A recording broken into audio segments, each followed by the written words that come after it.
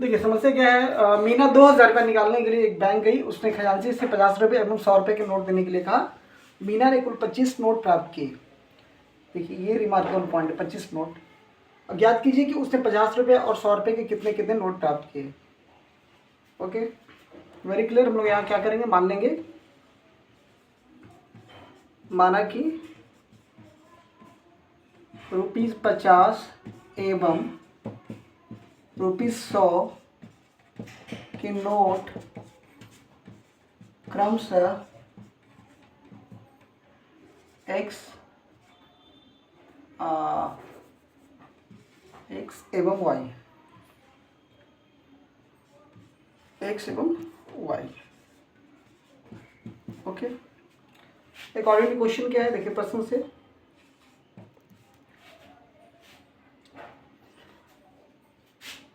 देखिए नोटों की कीमत कितनी है, 2000 रुपये है, और नोटों की कुल संख्या कितनी है, 25 है ना। तो नोटों की कुल कीमत, नोटों की कुल कीमत कितनी है, ₹2000। ये 2000 रुपया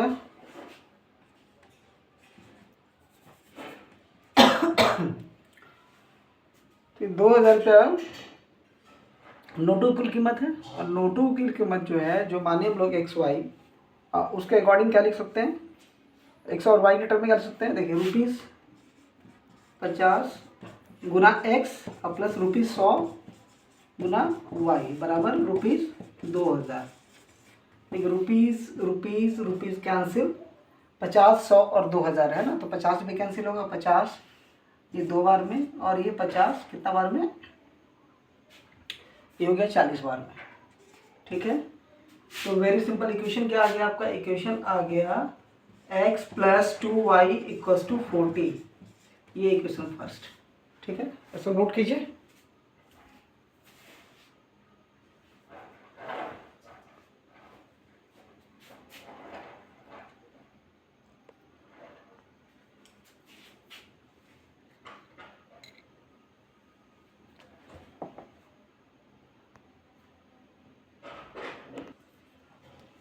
आगे नोटों की संख्या कितनी है, ये तो वही है,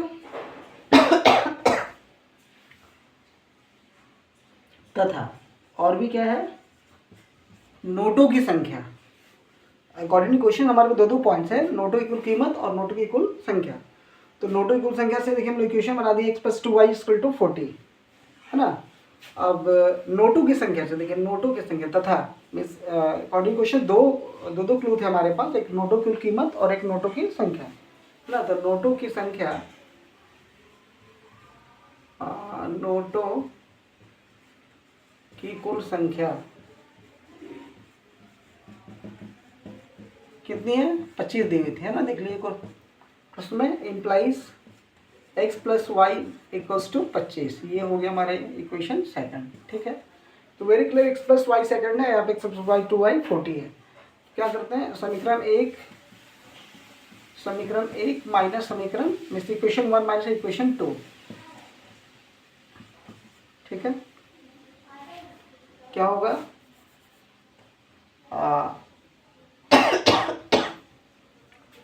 ऐसा करते हैं ना कि समीकरण, हाँ ठीक है, समीकरण एक में समीकरण 2 को घटा देते हैं। ठीक है, तो x + 2y बराबर कितना है, 40, और इधर x + y कितना है, 25 है।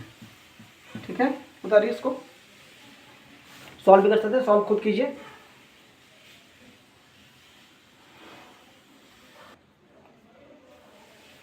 देखिए यहाँ पे कि समीकरण में घटाओ समीकरण 2, तो यहाँ पे कौन सा हम लोग एलिमिनेशन मेथड अपना रहे हैं है ना। लेकिन आप किसी मेथड से सॉल्व कर सकते हैं, ऐसा नहीं कि ऐसे ही, किसी भी मेथड से आप सॉल्व कर सकते हैं। प्रतिस्थापन विधि से कर सकते हैं, सब्स्टिट्यूशन मेथड से कर सकते हैं, क्रॉस मल्टीप्लिकेशन मेथड का जो फार्मूला उससे भी कर दे सकते हैं।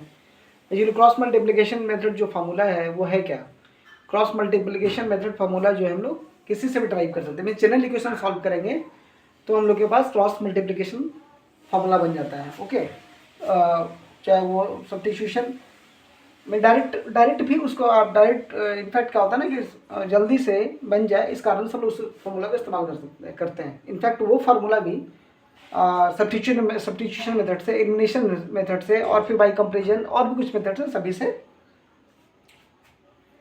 उसको लाया जा सकता है। देखिए ये क्या था हमारा, ये फर्स्ट था और ये सेकंड था, ठीक है। माइनस कर देना है, माइनस माइनस माइनस, तो y इक्वल टू कितना हो गया 15। ओके, तो मान समीकरण 1 में रखने पर, है ना, मान समीकरण 1 में रखने पर, 2 में रख देते हैं, 2 में आसान होगा। 2 में रखने पर क्या हो जाएगा, देखिए x है ना, तो x और y 15 बराबर कितना 25, देयरफॉर x बराबर कितना हो गया, x बराबर हो गया 10, ठीक है। चलिए कुल कीमत कितनी थी, 2000 रुपये थी कुल कीमत, हम लोग वेरीफाई भी कर लेंगे। अतः